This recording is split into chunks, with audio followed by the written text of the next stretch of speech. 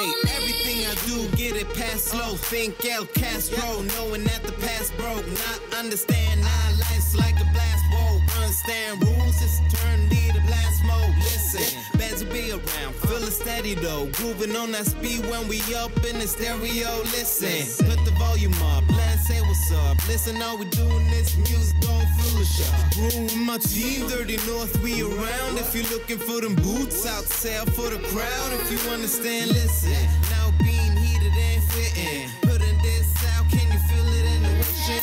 You seem ready to give up. Keep going, don't you stop. A little ain't enough, 'cause I am leaving. So you wanna get to know me? I ain't gonna give you any help. Guess you're gonna have to show me. All of you, nobody else. So you wanna get to know me? I ain't gonna give you help. You really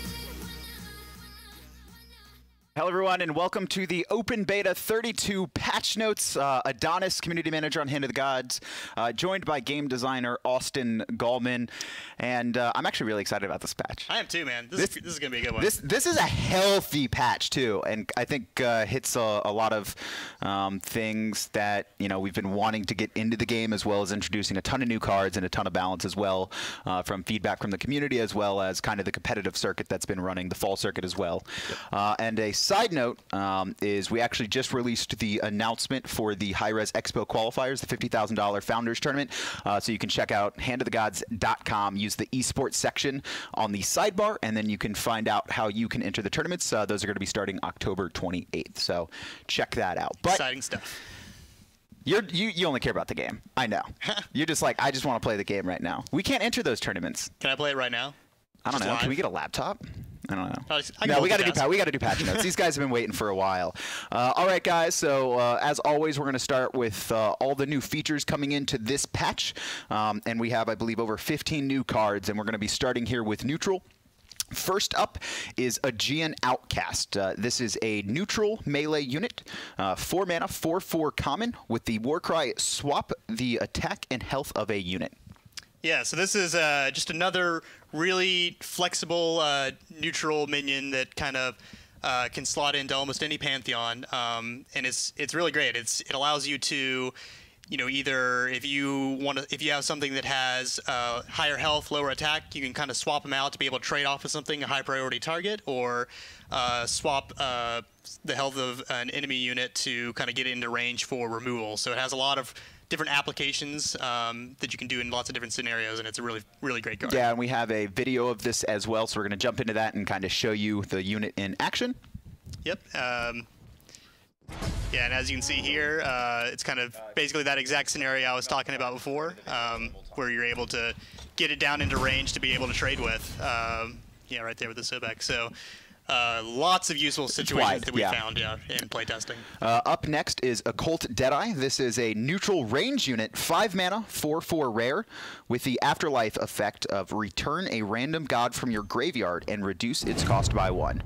Yeah, so this card's great. It has a really solid already body for a ranged unit at 4/4 for 5 mana, and gives you that kind of pseudo card draw where you're not actually taking a hit to your deck. You pull it from your graveyard, so you can pull out targets that have powerful effects that you want to play again, or Warcry effects that you want to play again. So another just really great addition to the neutral. Neutral Pantheon can be fit into any Pantheon you want, however you want to build your deck.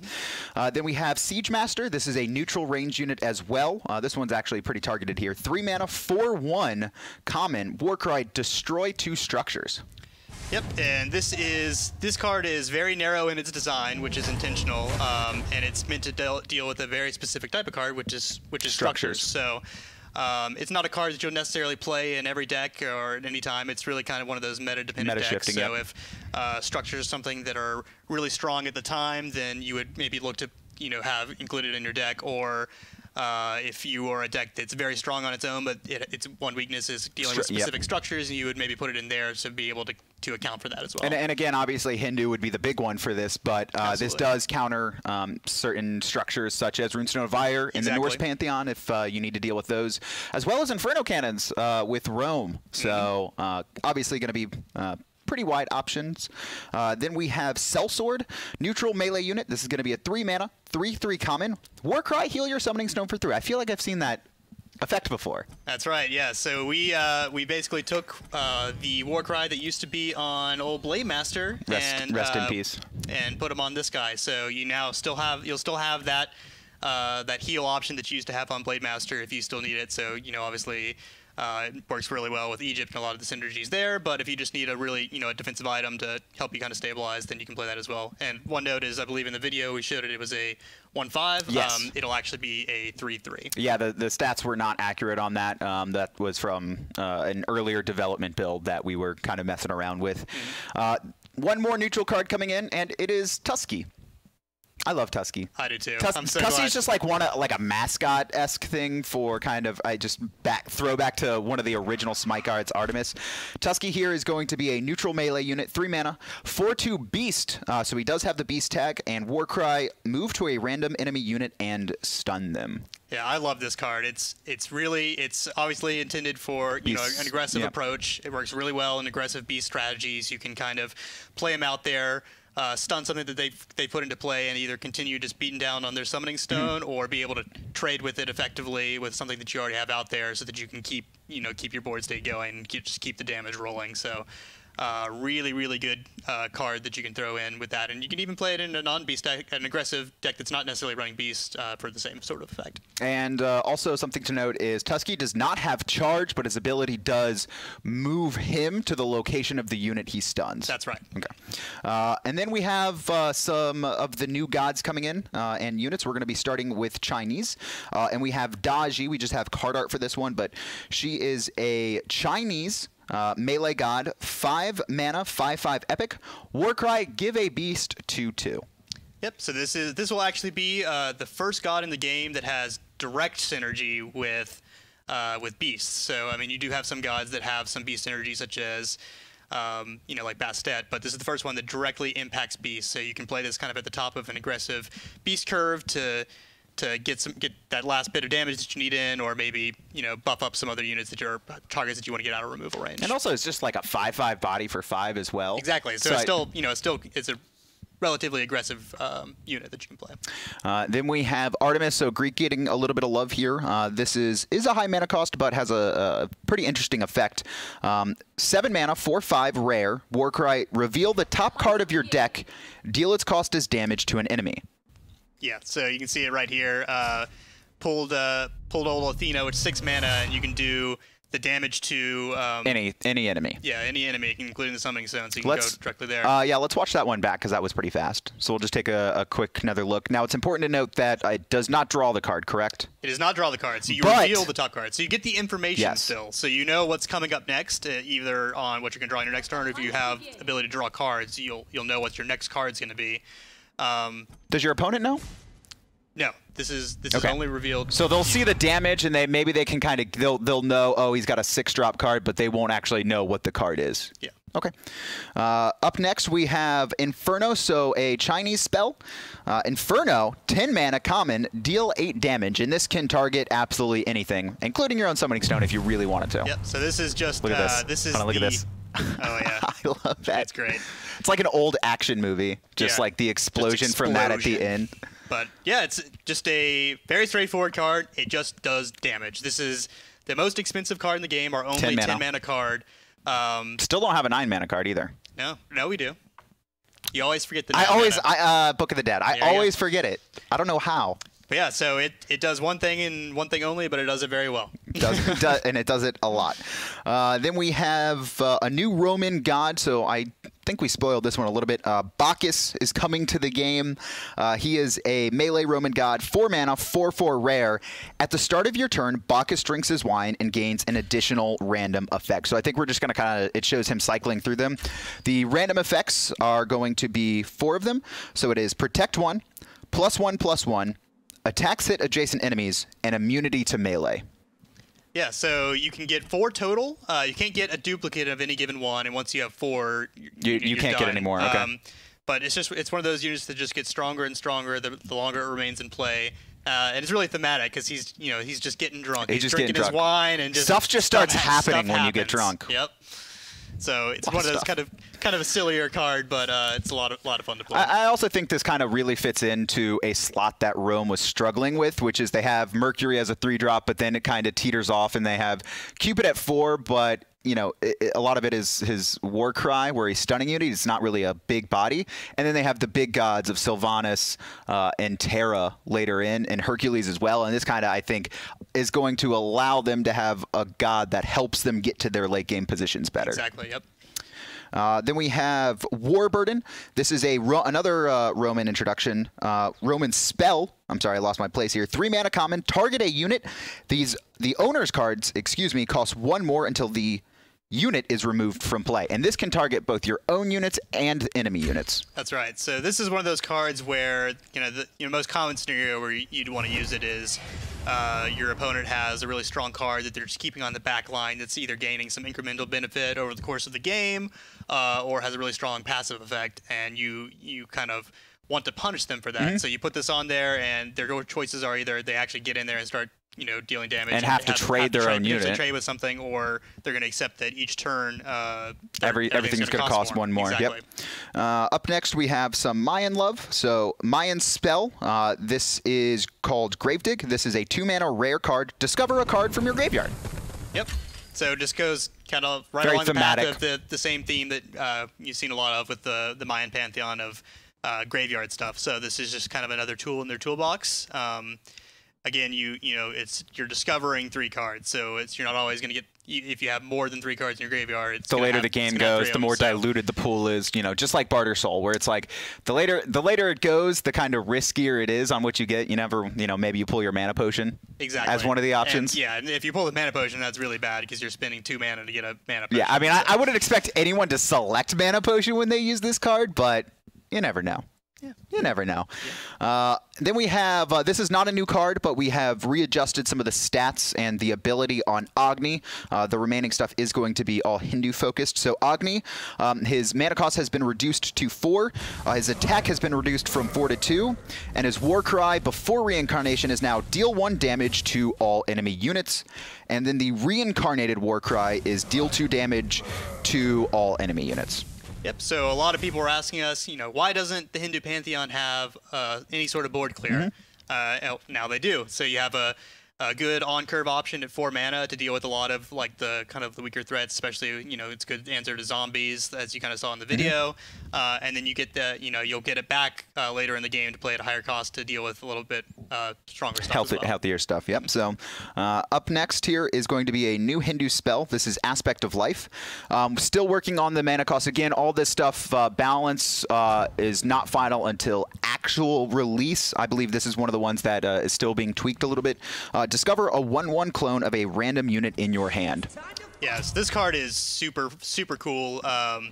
It basically allows you to, you're not really playing it to get, a body, you're getting it to get an effect, right? So you're, let's say you're in a situation where it's like, oh man, I need, let's say you have Kali in your hand, you could potentially play this, get a 1/1 version of Kali, and then you get her war cry, and you can play that unit out or whatever. And also a cool trick, especially with the Hindu Pantheon, is when that unit dies, if it's a not reincarnated version of it. I think that's the video we showed. If we want to run that back again real quick, is I think it was Vamana before he was reincarnated. Obviously, if it was a second version, he wouldn't get that effect, but we were able to just pull Vamana once again for that one. So there's his base version. Little bit of sneak peek on some balance things as well. And again, that number being 0 mana for the cost is still being kind of tweaked. So don't take the mana cost on this card as final at all until the patch is released. Yep. Then we have Shard of Bhumi. Speaking of some more Hindu directed damage, I love this card actually. Hindu spell, 1 mana common, deal damage to an enemy unit equal to the number of structures you control.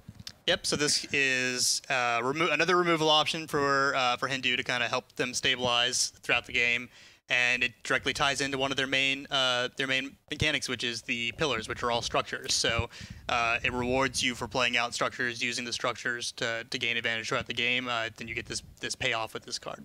Man, I really wish it hit stone. I mean, no one else does, but no one. You just have 15 structures. You're like, no one goodbye. wants that. I don't want it. I really don't.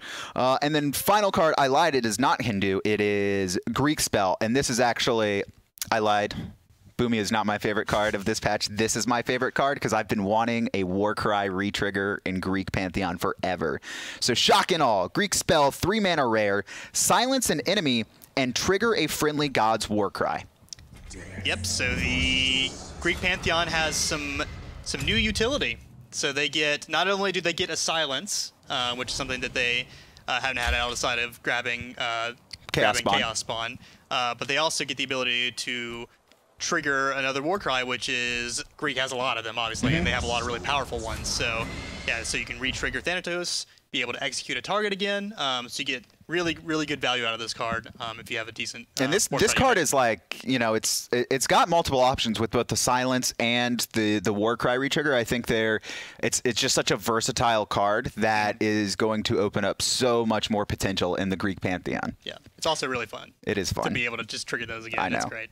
And then that is it for the new cards coming in. We do have some new features. The first one is a very much and long requested one that we've been working on, and we're, I think, very happy with how it's come out. And this is the deck search and filter feature. So for players at home, you go into your collection menu, you're going to click that filter button once you're inside there, and we have parameters for absolutely everything. All of this can be enabled and disabled at will. So if I want a legendary afterlife unit at 10 mana, which we don't have, but if I wanted that, I could directly do that. All of these things can be interchanged. So if I need a 2-drop and an 8-drop, I can have both of those selected. Search function not only searches up the name of the cards, but also the text in the cards as well. So this is a very wide system that I think players are really going to love. Yeah, and you can really do, you know, filter in basically almost any way that you want with this, and it's really flexible, quick and easy to use, and I think you guys are really gonna like it. I'm so ready for this one. I'm so ready for this filter. I know. I've been wanting it for forever. I want to do it in live now because I've been able to use it in dev to make stuff, but I'm just still in live. But don't worry, next week we're going to get that patch to you. And then we have a new game mode. So this is very interesting, almost a little bit of a twist on a match of the day system, and it is called the Gauntlet. So the Gauntlet, there's a lot of details to it, so I'm just going to read directly what's off our patch notes, and we're going to show a video of the queues, I believe. So everything is on the line in our new game mode. Oh, God, it's all my flavor that I wrote. The Gauntlet is comprised of 4 individual queues that players can compete in to earn unique rewards with each patch cycle. Every patch will feature 4 separate game mode variants with different requirements that change the way you build and play the game. And we don't have a video for it, but I will have something posted on social media after this. Compete against other players with the goal of reaching 8 wins, but be careful, 1 loss and your run ends. Players will only have a single entry per day, which resets at 5 a.m. Eastern. And players will have active 2 gauntlets at a time. There's going to be 2 of them available for weekdays, so Monday through Thursday, and then 2 more available at weekends, which will be Friday through Sunday. And then I think the only thing here that we really need to add to this is kind of what we're going to have for the first gauntlet rotation. So this is a twist where we're going to have 4 active, just kind of really fun game modes where you're going to be able to earn rewards at a high level, but you have to get all 8 wins to do so. So for this first patch cycle, the 4 we're going to have is, first one is Pauper, so players can only create decks that are comprised of free and common cards. It's my favorite. Yeah, that one's really fun. It's going to be really interesting to see how cards that are valued now in the game change when their options are limited and synergies change. Rewards for that one are going to be the Chang'e Cutesy Avatar, 2 core packs, and 100 favor for any player who hits 8 wins. Again, you only have 1 entry per day, though, but that will reset every day at 5 a.m. Eastern. The second weekly gauntlet we're going to have is Divine Battle. Decks must contain at least 10 god cards from Norse, Greek, or Mayan. Players can only queue with Norse, Greek, or Mayan decks, but they must contain at least 10 gods, so it's going to be a god battle. The weekend gauntlet, first up, is going to be players can only create decks that contain rare, epic, and legendary cards. And I believe that is neutral and the Pantheon specifics. And that's going to be the Cutesy Freya Avatar, 3 core packs, and 100 favor for hitting 8 wins. And then finally, the Pantheon Wars is going to be the final tournament for this patch cycle, or gauntlet run for this patch cycle, which is Egypt versus Chinese, so players can only queue with Egyptian or Chinese decks.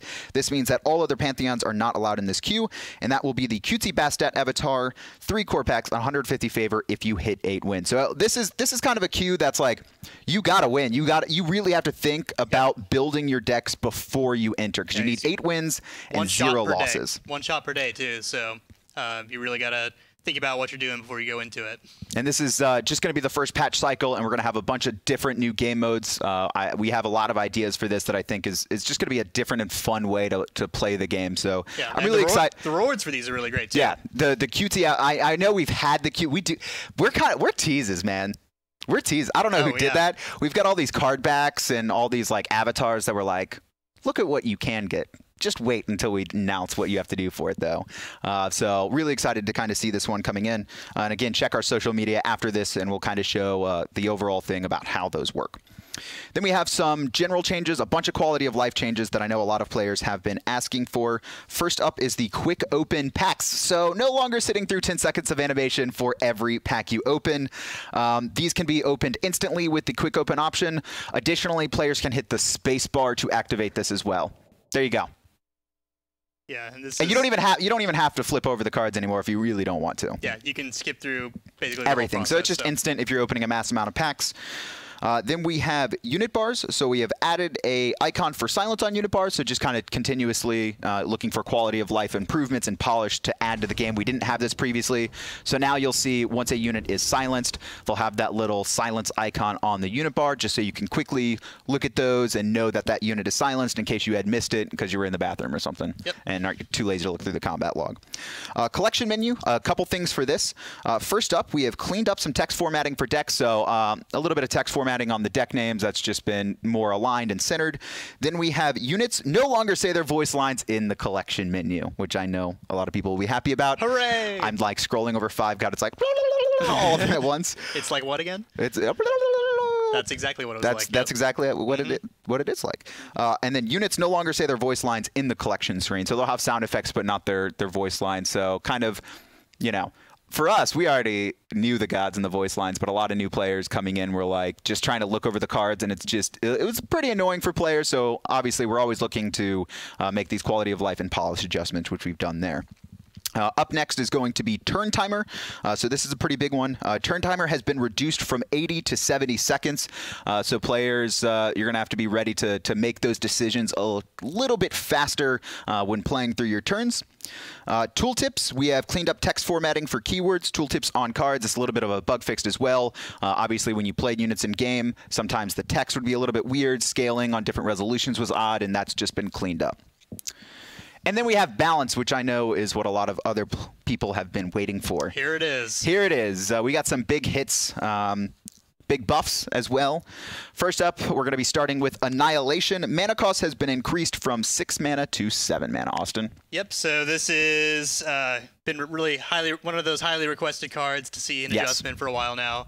And you'll kind of notice a trend with this as we go through that kind of these high value board sweeping cards, we've just kind of made them a little bit slower to play, so that it's not always that clutch that you can, that crutch that you can lean on of just like I just got to get to 6 mana and then my problems are all gone. Now it's, you could potentially be dead by then if you're playing against a more aggressive deck. So we just kind of slow down the pace at which you can play this card. Okay.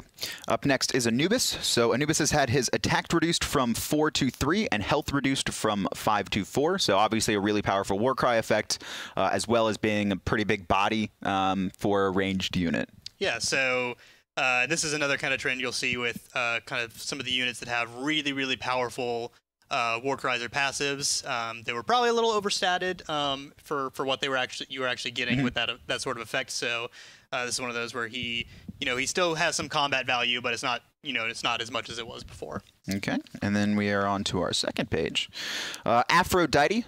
Aphrodite's Warcry no longer is removed from a friendly unit when Aphrodite is killed. That's right. And she also can no longer, I don't know if we have this, but she can no longer target summoning stones with this change as well. That's correct. So little trade-off there, but this one was more for consistency's sake. It was very confusing for a lot of people. The linked effects didn't really make sense, yeah. And there wasn't like a visual link that was actually indicating that there was a connection. So this was, more to make it more consistent with a lot of similar effects than anything. Okay. Up next is Bakasura. He also ignores protect on return damage. Yeah. So everything that he was doing before when attacking, he now does it when he's dealing return damage. So just making him not so much of a dud defensively when he's trading out. Blight, mana cost has been increased from 6 to 7. Yep. So just kind of I like can spell increased as well. No one look at that lower third. Disregard my spelling. But this one's a lot in the same vein as Annihilation, just slowing down the speed at which you can play these powerful board sweepers. Okay. And again, also no longer have the ability to do the Blight into Raise the Grave combo, which was pretty devastating when that happened. Exactly. Then we have Blood Bond. No longer leaves behind zombies. So this was a pretty problematic card in Mayan if you had 1 or even 2 early on. Yeah, this card was just value town. Like, you play this card and it's just straight value because you can pretty easily, especially early on in the game, set up scenarios where you're going to hit what you want to hit. And then you got this huge payout. You had these zombies that, unless they had, some sort of board wipe or cleave effect, then, you'd probably be able to pick off, 1 or 2 of them, but one would stick around, then you start playing more, and then, then you raise the grave them, and then it's, what do you do? Yeah. So now it's more strictly a removal tool, less of and not a zombie generator. Then we have Kabrakan continuing on with some Mayan stuff. Health has been decreased from 7 to 6. Decreased. I said decreased. You said increased. I did not say increased. Someone clip that? Maybe I'm deaf. Probably. Decreased from 7 to 6. No one said, I really hope I'm not wrong. Evidence. I want to live in a world where he was wrong. You already just try and push that's a world. That's probably true. Anyways, I hate you, so this, he was overstated. He had a little too much for his mana cost. So this is just a slight adjustment to him to make him more in line with similar units. Up next we have Freya. Targets have been reduced from 4 to 3. Yep. So just another kind of slight adjustment, kind of dialing back her overall potency. So you can't just. It's very rare that you'd be in situations where you typically used all 4, and if you did, you were almost very likely behind in a really bad position to begin with. Yes. So this is a relatively small adjustment to her, and she's kind of one of those cards that we'll probably continue to look at and see if any additional adjustments need to be made down the line. Up next is the Hydra, and now mana cost has been increased from 6 to 7. Lernaean Hydra, yes, not poisonous. Yep, so this is just slowing down a powerful card. So kind of a similar thing is you're getting a really powerful effect, but now you have to wait a bit longer to play it to a point where if you keep trying to play these really powerful cards, you can potentially play it because he's pretty slow, right? Yes. So he doesn't have charge, he doesn't have an immediate impact on the board. So you're playing him at 7 mana. You don't get to do anything that turn. The next turn, then you'll actually get to do something and start getting value, but he can only attack one thing, right? And you have to attack or take damage. Repeatedly do that, yes. Repeatedly do that to get the increased power. So this just slows them down a lot, makes them a little bit easier to deal with, or potentially just ignore. And then we have a bunch of changes to Hindu and the pillars. First up is Pillar of Creation. Avatars no longer die at the end of turn. Avatars no longer have charge, and avatars are now 2/1 instead of 2/2. Yep. So this is just strictly an incremental advantage card. So you play this out there as early as you can, and then you just keep playing pillars on top, and you're getting these 2/1 units. You just keep getting them. So you're getting a lot of value out of that now. Lots of really good pillar synergy that you get with it. So it's really a lot better than it was before, where a lot of times didn't actually get any value out of it. So. Okay. And then we have Pillar of Earth, Warcry. Now, deal 1 damage and root an enemy unit. Also still has the effect of enemies have 1 less movement. That's right. So you now just get an immediate impact on the board. You can either kill a weak unit outright or slow down the advance of an opponent so that you can try to set up a little bit more of your kind of pillar defense if that's the strategy that you're going for. And then up next is Pillar of Fortitude. This no longer stacks.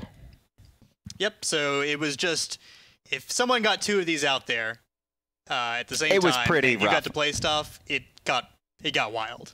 So we've cut that out. So now it's you play 2 of them, and that's fine, but you're not going to get to double down on the effect. You just if one of this, them gets killed, you still have this is probably one of the most potent cards in Hindu, and I know Hindu has been a little bit perceived as on the weaker end right now, but with all the other buffs that are coming in, I think this is just bringing a card that should probably not have stacked just because it's a little bit too effective, more in line with all the additional adjustments positively for these other cards. That's right. So it's kind of bringing them more, taking the extreme stuff, bringing it in, taking the extreme stuff on the other side, bringing that in to get a nice total package. Up next is going to be Pillar of Parity, increased health from 1 to 2, so pretty simple right there. Just made it so it can't be picked off by a lot of the the little stuff. The little minions. Then we have Pillar of Patience. This still has enemy cards cost 1 more mana, but at the start of your turn, draw another card. Yep. So it's just another one of those kind of engines that you can kind of assemble with the pillar strategy of keeping it out there, and you're just gaining that advantage every turn. And you need to be careful with this card too. Just in Hindu, where you have a lot of cards that they're being just brought back to your hand, this could very easily overdraw you if you're not careful with your management of that. Yeah, so this is one where you maybe wouldn't play it if you're going more of a heavy reincarnation strategy. If you're going kind of all in on the pillar strategy, then maybe this is something that's more desirable for you. Okay, then we have Pillar of Life, and this is Ganesh's leader ability, just to be clear, now heals at the end of your turn instead of the start of your turn. So kind of what was the thought process behind that one? So it was just kind of, where it was before, it was just kind of underwhelming. So you'd play it out there, it didn't do anything. You just had this little thing, they could pick it off. You couldn't really, it didn't feel very good to use, and was probably one of the weaker leader abilities. And so now, it's actually a pretty big thing. You getting that immediate heal. You can plan out your turn there instead of letting the enemy having control of it. Exactly, and it also opens up the door for some potential synergies with some of the neutral cards that have the healing sort of triggers. So it just gives you more flexibility, a little bit more power. Okay. Soul balance change here, and this is a slight passive adjustment. Soul attacks now deal 1 damage to adjacent enemies and can no longer target summoning stones. That's right. So basically, we just kind of capped it out. So before, there's all sorts of silly shenanigans you could do with, Wind Demon and 4 AoE damage.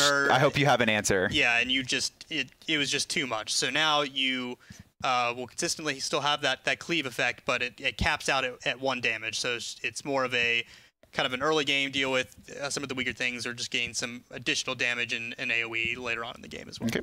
Up next is Thoth. Attack has been reduced from 3 to 2, and health has been reduced from 5 to 4. So similar to that Anubis change that you mentioned earlier, very powerful Warcry effects don't make them have those also very powerful bodies. Exactly. So this is one of those cards where you're playing it for the effect, not necessarily for the combat advantage. Before, it's like you were getting these outstanding stats with this outstanding effect. So now you still have a body, it still has some combat value, but it's not like it was before, where you were basically double dipping on the. And a lot of people, a lot of play with Thoth was kind of sitting him in your backline anyway, to where it's almost like, well, he really just needs the health at this point. And there were obviously some instances where you're attacking with them, but a lot of it was just keeping him in that backline and having that passive activate as much as possible. Exactly. Final balance change for this patch is Vimana. Vimana has been increased. His base stats have gone from a 1/1 to a 3/3.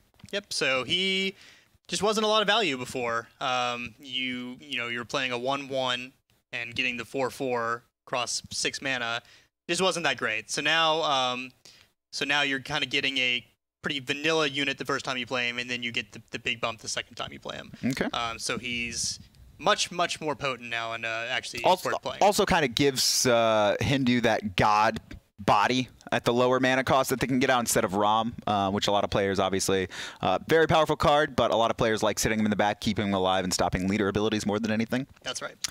And that's going to be it for all the balance changes. We have a couple bug fixes that we're going to quickly run over here for you. This one, because I saw this just a million times over. This one. Fix an issue where the Hindu Pantheon quest was displaying an error message instead of the quest details. So I believe you could progress the quest. It just read like some error message ID. So that's going to be cleaned up in this patch. Fixed an issue where Sun Wukong Eagle form was only adding +1 movement instead of doubling. That was actually hot-fixed earlier in the week. And then fixed an issue where international versions were not properly displaying spawned unit tooltips. That was also hot-fixed in on Monday. Fixed an issue where Pillar of Creation did not have a spawn unit tooltip. Fix an issue where several units had missing and incomplete keywords in the description. So again, really wanting to get that polish up on the keywords and stuff that's happening in game. Fix an issue where multiple unit effects would not appear in the combat log. Fix an issue where Ares pulling an Inferno Cannon would cause Inferno Cannon to deal return damage. I actually didn't know that one. I didn't know Interesting. Fix an issue where Pillar of Retribution would proc when changing ownership. Fix an issue where Bakasura was unable to go through immunities and protect. And then fix an issue where Kabrakan's ability would trigger when playing the poisonous card that was generated from the poisonous Hydra. And then we have 3 more console-specific bug fixes here. And important to note that these are coming with the release of Open Beta Patch 32 on those console versions. Those are not out right now. We do have some good news for some console fans coming next week, but can't release any official information just yet. And we have fix an issue where settings were not being saved when restarting the title on PS4. Fix an issue where players were unable to rename a deck immediately after previously renaming one. And then finally, fix an issue with cursor focus when re-entering the deck editor. That's it. Patch notes. Let's close. Out. It's a lot of stuff.